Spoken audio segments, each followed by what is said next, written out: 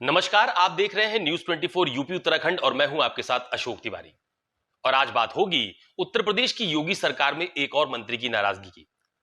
दरअसल उत्तर प्रदेश की योगी सरकार में कैबिनेट मंत्री बेबी रानी मौर्य ने अपनी नाराजगी जाहिर की है। बेबी रानी मौर्य ने उत्तर प्रदेश के प्रमुख सचिव गृह संजय प्रसाद और उत्तर प्रदेश के डीजीपी को बाकायदा एक पत्र लिखा है। और उस पत्र में बेबी रानी मौर्य की तरफ से लिखा गया है कि चूंकि वो झांसी की प्रभारी मंत्री भी हैं, लिहाजा जब वो झांसी के दौरे पर गई थी तो वहां पर बीजेपी के विधायक राजीव सिंह परीक्षा ने उनसे मिलकर एक शिकायत की थी और उन्हें एक शिकायती पत्र भी दिया था। उस पत्र में राजीव सिंह परीक्षा ने यह बताया था कि झांसी में तैनात एक जो थाना प्रभारी हैं जिनका नाम आनंद सिंह है, वो उनके प्रति व्यक्तिगत रंजिश रखते हैं और उनके खिलाफ सार्वजनिक जगहों पर अमर्यादित भाषा का इस्तेमाल भी करते हैं। इस मामले को लेकर बेबी रानी मौर्य जो कि मंत्री हैं, उन्होंने राजीव सिंह परीक्षा से यह पूछा था कि आखिरकार थाना प्रभारी उनके खिलाफ ऐसी भाषा का इस्तेमाल क्यों करते हैं। और उसके बाद बेबी रानी मौर्य ने बाकायदा थाना प्रभारी को अपने पास बुलाया और उनसे बातचीत भी की।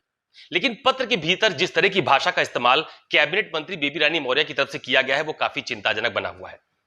बेबी रानी मौर्य ने पत्र में यह भी लिखा है कि जब उन्होंने जो थाना प्रभारी हैं थाना आनंद सिंह, उनको जब बुलाया और उनसे पूछा कि आखिरकार आप जनप्रतिनिधियों का सम्मान क्यों नहीं करते हैं, तो इस पर उन्होंने अपने अपने तर्क रखे। लेकिन बातचीत के दौरान उन्होंने बहुत ही अमर्यादित भाषा का इस्तेमाल किया, वो भी एक कैबिनेट मंत्री के सामने।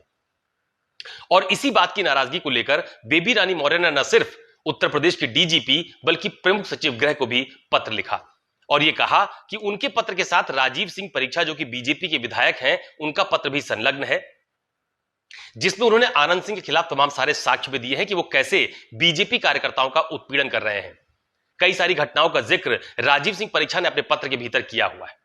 और इसी बात को लेकर बेबी रानी मौर्य काफी नाराज हैं। उन्होंने काफी कड़े शब्दों में जो थाना प्रभारी हैं आनंद सिंह, उनके खिलाफ विभागीय कार्रवाई, अनुशासनात्मक कार्रवाई और इसके अलावा उनको सेवा से बर्खास्त करने के लिए भी पत्र में निवेदन किया है और यह कहा है कि उनके खिलाफ जो आरोप लगाए गए हैं उसकी जांच करवा ली जाए और उनके खिलाफ कड़ी कार्रवाई की जाए। अब उत्तर प्रदेश सरकार में इसके पहले भी बहुत सारे मंत्री अपनी नाराजगी अफसरशाही को लेकर जता चुके हैं।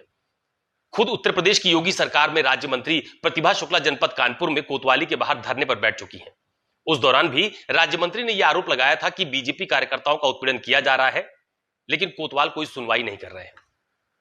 इसके अलावा एके शर्मा जो उत्तर प्रदेश सरकार में बिजली मंत्री हैं, उनके बयान सार्वजनिक हो चुके हैं। नंद गोपाल गुप्ता नंदी काफी पुराने नेता हैं, वो भी अफसरशाही के रवैये से बेहद नाराज बताए जाते रहते हैं। उन्होंने भी कई बार चिट्ठी लिखी है।